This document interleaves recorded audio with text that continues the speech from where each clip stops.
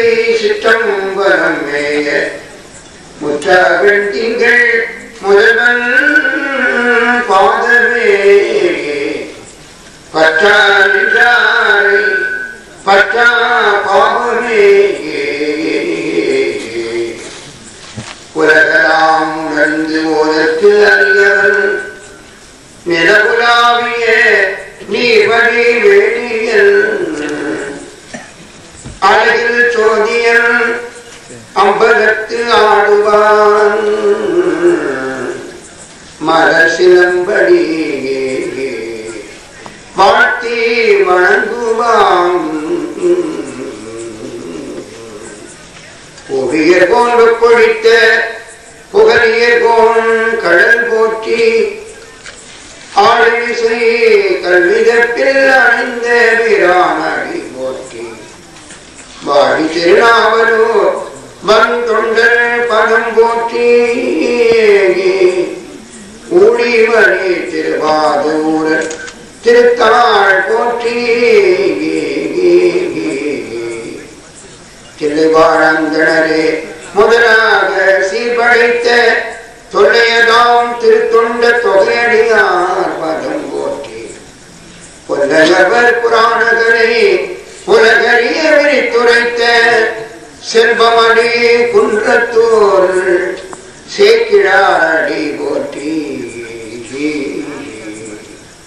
சீர நிகழ் மூலாகம பொருள் ஒன்றொன்றாகி திறம்புறாது ஞான நிகழ் குலதெய்வமென பலரும் கொண்டாட நாங்கள் உய சாதனைகள் சமவாத முதலிய போய் ஒழித்திட உதயமாய் வந்த பாலனிகள் விழிமறைத்த சிவஞான யோகி பலம் பணிந்து வாழ்வாம்.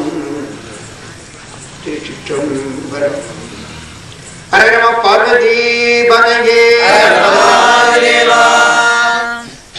எல்லாம் அல்ல ஸ்ரீ செங்கல் விநாயகப் பெருமானுடைய பொற்பாத மலர்களையும் அன்னை ஸ்ரீ சிவகாமி அம்பிகை சமேத எந்த ஸ்ரீ சிதம்பரேஸ்வர பெருமானுடைய பாத மலர்களையும் ஸ்ரீமத் சிவஞான சுவாமிகள் மலரடி துணைகளையும் மதுரகை அவருடைய பொன்னார் திருவடி மலர்களையும் அடிய மனமுடி மேகலாலை படித்து நமஸ்கரித்துக் கொண்டு புனிதர்களாக உங்கள் அனைவரையும் வணங்கி மகிழ்கிறேன். தொட்டிக்கரை என்ற இந்த அற்புதமான கிராமத்திலே 2 நாட்களாக நாம் தெரிந்து கொண்டிருக்கிறோம். இந்த பெருமானுடைய அருள் மயமான இந்த கிராமம் நம்முடைய உள்ளத்தை கவர்ந்த கிராமம். பல சிரமங்களை ஒதுக்கி வைத்துவிட்டு இந்த கிராமத்துக்கு நம்மையெல்லாம் சுவாமி வரவழைக்கிறார் என்று சொன்னால் இந்த அருமையான ஸ்தலத்திற்கு அருள் பின்னணி உண்டு. அதை நாம் நேற்று கண்டோம். சைவ சமயத்துடைய அச்சாரியாரத்தில் என்ற அந்த சிவஞான சுவாமிகள் திருவாரூர் ஆதினத்துடைய குலதெய்வம் என போற்றப்படுகின்ற மாத சிவஞான சுவாமிகள் 12 சூத்திரங்களாலே சிவஞான போதம் என்ற ஒரு அற்புதமான சைவ சமய சாஸ்திரத்தை நெருங்கின சுவாமி கொடுத்தாரே, அந்த சாஸ்திரத்துக்கு ஒரு பெரிய உரை எழுதிய மாத சிவஞான சுவாமிகள் தமிழே மகாபாரதம் இல்லை என்றெல்லாம் சொன்ன போது அந்த குறையை நீக்கிய மாத சிவஞான சுவாமிகள் காஞ்சிமாநகரத்துடைய அற்புதமான பெருமையெல்லாம் இதுவரை யாரும் எடுத்துச் சொல்லாத அந்த குறையை நீக்கி சைவ மக்களுக்கு ஒரு அற்புதமான அருள்பாலித்த மாத சிவஞான சுவாமிகள் 32 ஆண்டுகள் இந்த உலகத்தை வாழ்ந்து 29 அற்புத நூல்களை அறிவிச் செய்த மாத சிவஞான சுவாமிகள் இந்த அற்புதமான கேத்திரத்திலே பல தினங்கள் தங்கி இருக்கிறார். அவரை இருந்து வரவழைத்தவர் அவருடைய 12 மாணாக்கர்களிலே ஒரு அருமையான மாணவராக இருக்கிற மதுரகவியவர். மீண்டும் நான் சொல்கிறேன், இந்த கும்பாபிஷேகம் சிறப்பாக நடைபெறுவதற்கு காரணம் அந்த 2 பெருமக்களுடைய அருளால். மதுரகவி சுப்பிரமணிய முனிவர், அவருடைய தொட்டிக்கரை சுப்பிரமணியம். இப்படிதான் தமிழ் இலக்கியம் பூரா பேசும். சைவ இலக்கியத்தில் தொட்டிக்கரை சுப்பிரமணிய முனிவர், அவருடைய ஆசிரியர் மாதவ சிவஞான சுவாமி. அந்த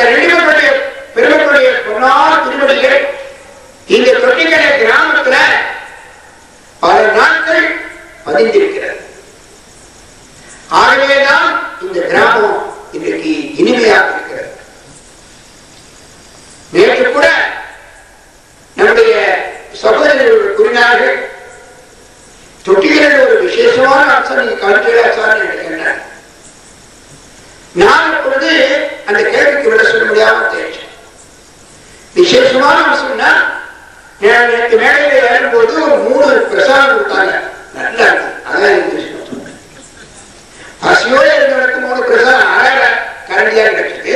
அதுவே இனிமையா அந்த தாக்கு நான் நினைச்சேன். இல்ல சார், என்ன சொன்னார்கள் என்று சொன்னால், இந்த கிராமத்துல கொசுவே இல்லை. ஆச்சரியமா இருக்கு. நானும் அவங்க சொல்ல யோசனை பண்ணி பார்த்தேன். ஏற்கால 4 மணி நேரம் யாகசாலையில் உட்கார்ந்து இருக்கிறோம், ஒரு கொசு வர சுத்தி வர ஒரே காடு. இந்த காட்டை மறைக்கிறதுதான் ஸ்கிரீன். ஸ்கிரீன் ஒரு காடு விடவிடாது, விடலாம் நினைக்க ஆரம்பிக்குது. அப்படிப்பட்ட ஒரு காடு நிறைந்த பகுதியில கொசு வாழவில்லை. சங்கரனுடைய கொசுடைய மகிமைய நான் ஒரு தமிழ் புலவரா இருந்தா 100 பாட்டு பாடினேன். காலந்தோறும் அங்கிருந்து 80 மைல் தூரத்தில் இருக்கிற விக்ரமசிங்கருக்கு சுருட்டுவாட்டு போவேன். அப்பொழுது அந்த விக்ரமசிங்கருடைய கொசு இருக்குத, சங்கரனுடைய கொசுவெல்லாம் கிழந்து. நான் அனுஷ்டானம் பண்ண போகிறது நம்முடைய சிவஞானம் அவர்கள் அந்த பேனை அந்த பக்கமா வைப்பாங்க. நான் சாப்பிடும் போது அந்த திசைக்கு வரும், பிரசங்கம் பண்ணும் போது அந்த திசைக்கு வரும். கொசுக்கு என்னை கண்டாலே பிடிக்காது. இந்த பேனை வச்சு துளைத்து நம்முடைய போராட்டத்தை இவர் தடுக்கிறாரே எவரை தடுக்கும். அது சிக்ஷா ஆஃப் பண்ண உடனே மண்டம் மண்டம் ஒரு 10 பேர் வருவாங்க. ஏறத்தாழ ஒவ்வொரு வாரமும் ஒரு 100 மில்லி பிளட் நம்ம இருக்க போகுது. அப்படிப்பட்ட கடுமையான ஊசி செலுத்துகின்ற கொசுக்களுக்கு இந்த கிராமத்தில் இடமில்லை. நினைச்சு பாருங்க, சிந்தனை பாருங்க. இப்ப லேச லேச அந்த வெளிச்சத்துல இது கொசு பூச்சி. அப்படி எல்லா விதமான குணத்துல பார்த்தாலும் தொட்டிக்கரை ஒரு உயர்ந்த கிராமம். அந்த கிராமத்துல அருளாளர்கள் வாழ்ந்தார்கள்.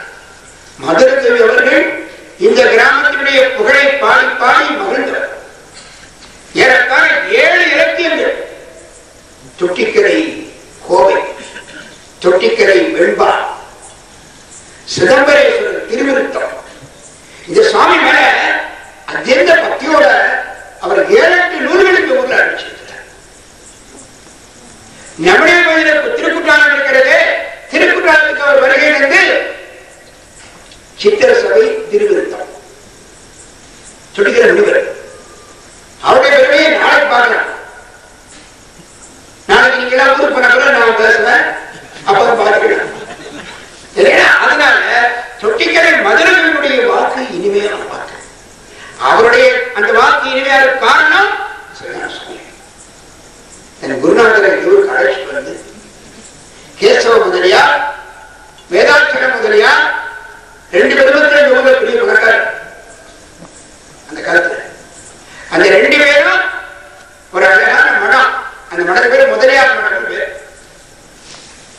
அந்த முதலியார் அவர்கள் கட்டி இவர்கள் தான் அந்த வைத்த மடம் கோயிலுக்கு முன்னாலே இடிஞ்சு கிடக்கு. சரித்திரத்தில் 2 பெருமக்கள், கேசவ முதலியார், வேதாட்சர முதலியார். இந்த ஊரில் இருந்த பெரிய பெருமக்கள். இன்னைக்கு இந்த ஊர் ஒண்ணு ஏழையாக வடமாத்தான் பார்க்கிறவங்க வடமாத்தான் உள்ளத்துல வடமாத்தான் பார்க்கிறேன்.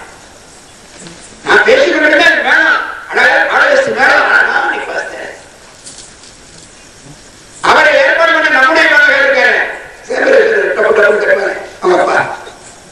அவருக்கு பேசிட்டு போடுற சார் உங்களுக்கு தொண்டை இருக்கிற மாதிரி இருக்குது. ஒரே தண்ணி கைது கொடுத்தாரு 4 பாரு என்ன சாதாரண பரமையில இருப்பாரு. உள்ள எப்படி சேர்ப்பாரு பாத்தீங்களா? அவ்வளவு ஒரு அருமையான கிராமம் இந்த கிராமம். நான் நேற்று பிரசங்கத்துல சொன்னேன், ஒரு டீ கடை கூட இல்ல. நம்ம ஆட்கள் கஷ்டப்பட்டாங்க. நீ பார்க்க மேல்நட்டி அங்கிருந்து காப்பு வருது.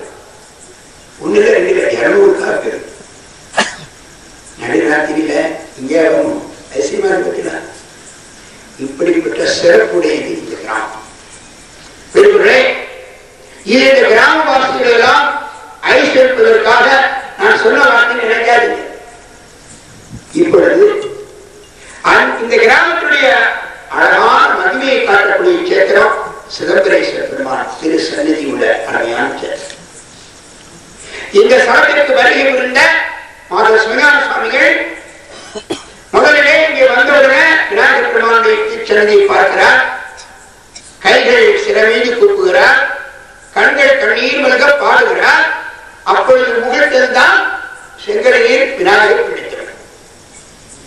அப்படியே சென்று சிதம்பரேஸ்வர பெருமான் சன்னதிக்கு வருகிறார்.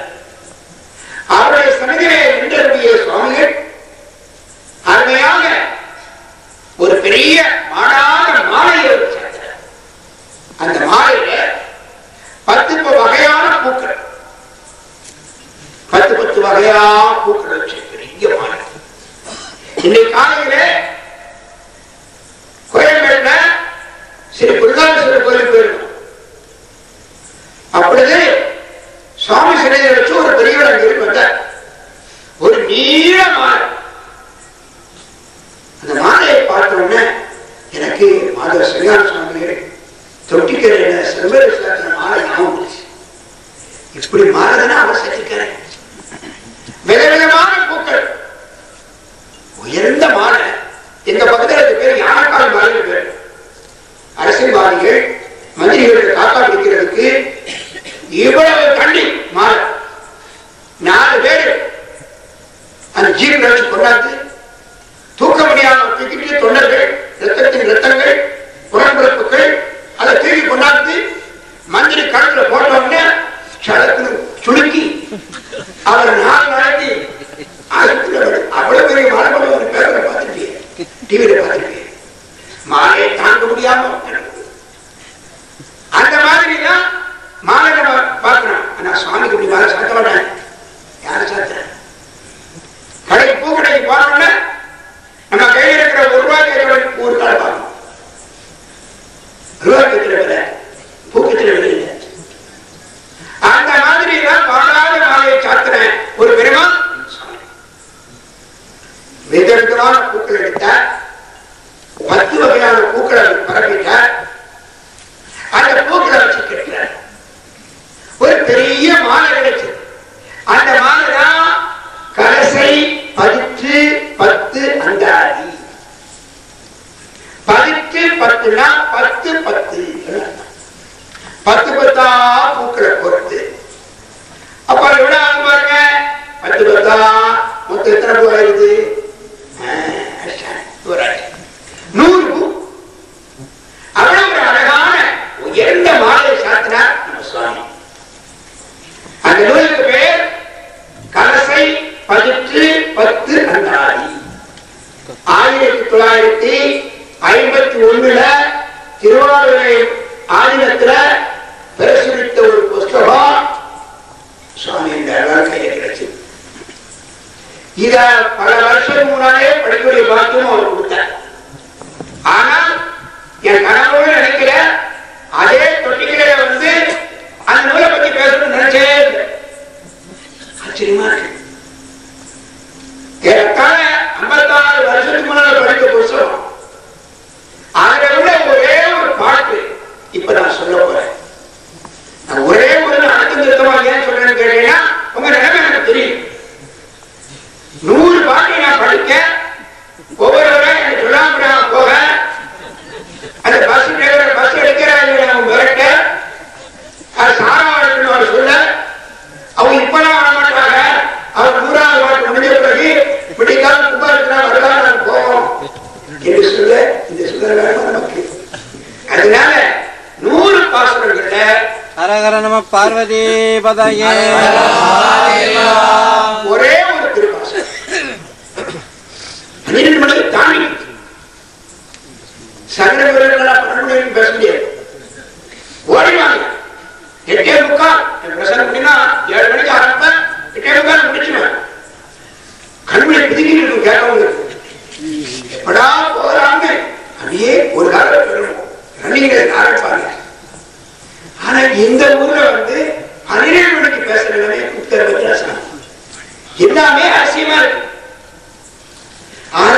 12 மணி. ஆகவே இவர் என்னமோ ஒரு சீட்டை கொடுத்தாரு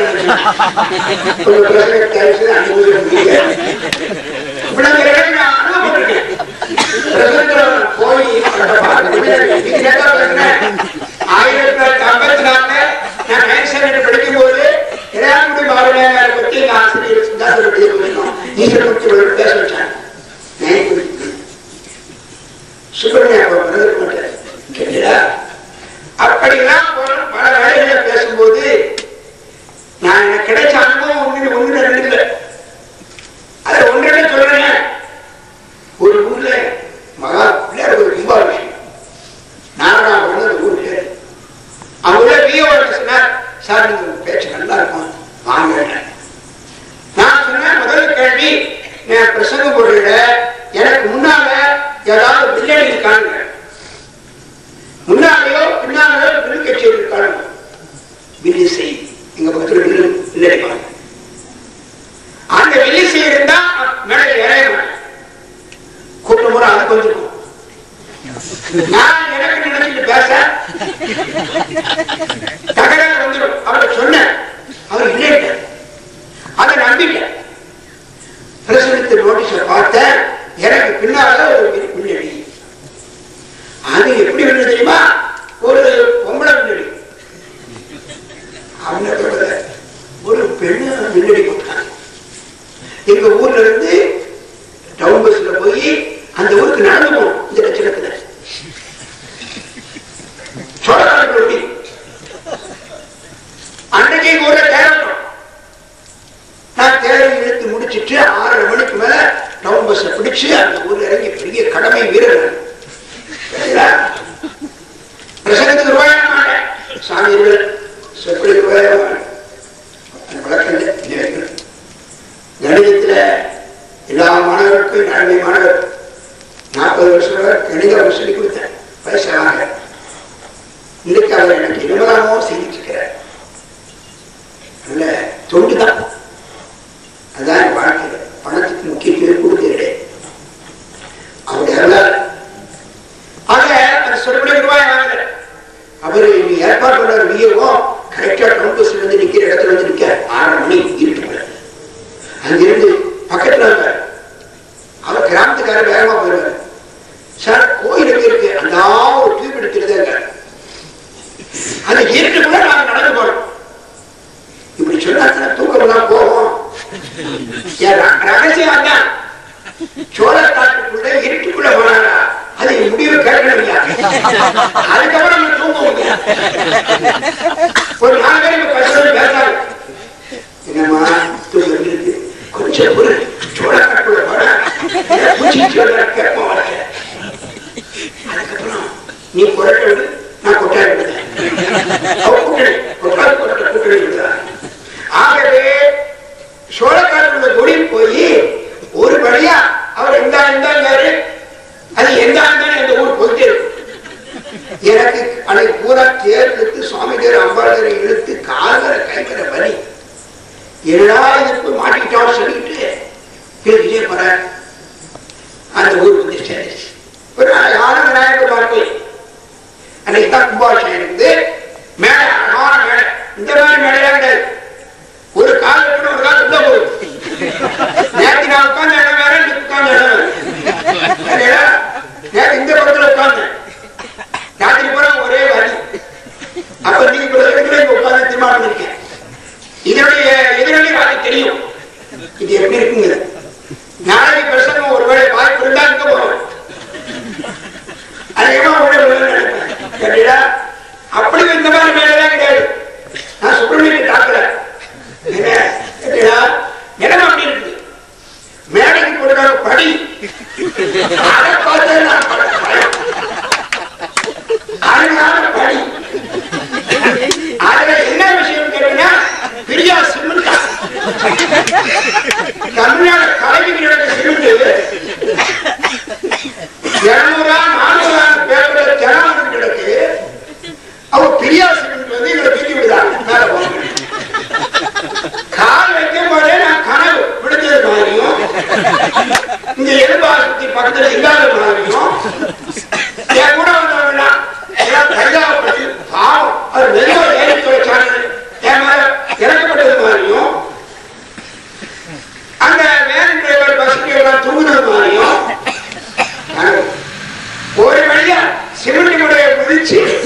சிங்கான மேடைக்கு வந்து சேர்ந்திருக்கேன்.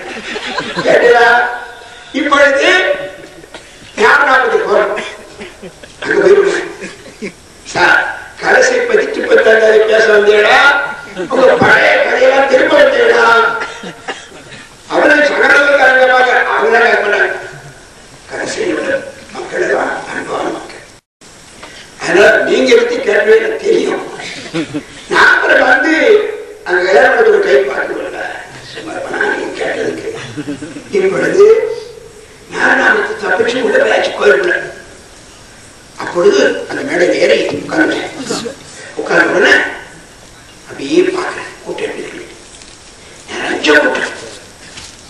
நான் பிரசங்க ஆரம்பிச்சிட்டேன். விநாயகர் பெருமான் புகழை பத்தி ஒரு பேச்சு நல்ல தலைப்பு தயார் பண்ணி கிராமங்களில் பேசும்போது கொஞ்சம் ஜாக்கிரதையா இருக்கணும். அவங்களுக்கு அந்த சுவையோட பேசணும், இல்லைன்னா எதுக்கு எடுக்காது. ஆனால் தயார் பண்ணி போயிருக்கேன். அப்படியே கூட்டம் வருது, வந்து உட்காரு, இடம் பிடிக்குது. அவங்க பழம்னா சும்மா ஆளுக்கு ஒரு சின்ன எவசல், ஒரு பூஜா, ஒரு சின்ன சம்பளம், ஒரு பாத்திரம் கொண்டு வராங்க. எனக்கு சந்தோஷம். இது போல நமக்கு பரிசு அன்பளிப்பு கொடுக்குறாங்க. எனக்கு நினைப்பு ஒரு அம்மா வந்து அங்கிருந்தோட பெரிய தூக்கு. ஒரு அம்மா எவசல் ஒரு பெரிய கேரியர், டிஃபன் கேரியர் 3 அடுக்கு. நீ கணக்குல இருக்கு. என்ன ஒரு அடுக்குல காணச்சேரி, 2வது அடுக்குல ஓமப்படி, மேல உள்ள அடுக்குல கடற்கரை. இன்னும் எனக்கு விளங்குற எல்லாரும் வந்து ஒரு சாமானோட உட்கார்ந்து நான் பிரசனைக்கு ஆரம்பிச்சுட்டு இருக்கேன். ஒரு 3/4 மணி நேரம் பேசிருப்பேன். அதுக்கப்புறம் அவங்க காச ஆரம்பிச்சாங்க. ஒரு 4 பேர் கைதட்டி எது சொன்னாலும் கைதட்டான். நான் முதல்ல கைதட்டல, நம்ம பேச்சு நல்லா இருக்குன்னு வச்சுட்டேன். ஒரே இடத்துல இருந்து திரும்ப கைதட்டு. ஒரு ஆள் சோழத்துக்கு வந்தார். நம்ம பாஸ் உனக்கு தெரியாம உடைச்சாரு. அப்பதான் எனக்கு ஓஹோ, நம்ம பிரசங்கத்தை சீக்கிரம் முடிக்க சொல்லுறாரு. அடுத்த கூட்டு போட்டு வந்தார். அவர் எனக்கு மாலை போடுறதுக்காக ஒரு மாலையை நல்லா இலையில சுத்திருந்தாங்க. அந்த இலையை சுத்தருக்கு ஒரு நாள், அந்த நாள் சோழா உடைக்கான். இவர் நாளை பிடிச்சிருந்தாரு. புரிஞ்சிருச்சு. கைதட்டுள்ள நடக்குது. அதுக்கப்புறம் தான் திரும்பி பார்த்தேன். அந்த வில்லடி அம்மா மேல வந்தாச்சு. ஓஹோ, அவர் வில்லடியை கேட்கறதுதான் இந்த கூட்டம் போல வந்திருக்கு. அந்த அம்மா விடிய வில்லடிக்க போறான். அதனால வில்லடிக்கும் போது காலச்சேவை கொஞ்சமா திரும்பிட்டு முறுக்க கொஞ்சமா கடைச்சிக்கிட்டு அவங்க வில்லடியா இருக்கா. வீட்டுல டிஃபன் தயார் பண்ணிக்கிட்டு நான் எனக்கு அன்பளிப்பு நினைச்சு ஏமாந்து பிரசங்கத்தை பாதியில நிறுத்திட்டு ஐயா கோயில் ஒரே ஓட்டம் திரும்ப நடுவர் அந்த அந்த சோழக்காட்டுக்குள்ள சனதினே வந்தீங்க. வியோ கோயில் வருவியா, உங்க விளையாடிக்காத போறீங்க. அது மாதிரி எல்லாம் இந்த இடத்துல வந்துடக்கூடாது. எனக்கு யாராவது கை கட்டிட்டோ நான் நிறுத்திடுவேன். ஒரு ஆள் போதும், 4 பேர் கைவிட்டு அவசியம் இல்லை. ஒரு ஆள் எங்கேயாவது இவராஜி கைவிட்டாப்பா அவன் ரசிக்கான். அந்த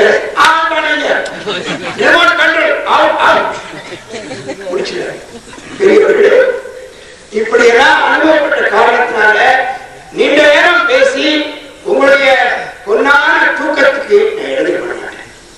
வாழ்க்கையில பரமேஸ்வரன் கொடுத்த ஒரு பெரிய அருள் பிரசாத தூக்கம் யார்?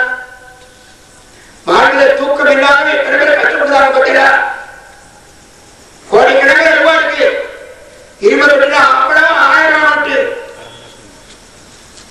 ஆனா ஐயா ராத்திரி 11 மணிக்கு படுக்கும் போது 2 மணிக்கு படுக்காரு. தூக்கமே வர மாட்டேங்குது. காலையில 4 மணிக்கு லேசா கண்ணை ஆயிடுறாரு. திரும்ப 5 மணிக்கு எழுந்தாரு. டாக்டர் பிரிச்சு தூக்கமாக. ஆனா எனக்கு மட்டும் சுவாமிகள் கைராசி வச்சிருக்கிறார். என் பிரசங்கத்தை கேட்க வர்றவங்களுக்கு சிறுமியின் தோசையை தேவையில்லை. சொல்லிடும். அது ஒரு ஆசிரியர். ஆனா என்னவா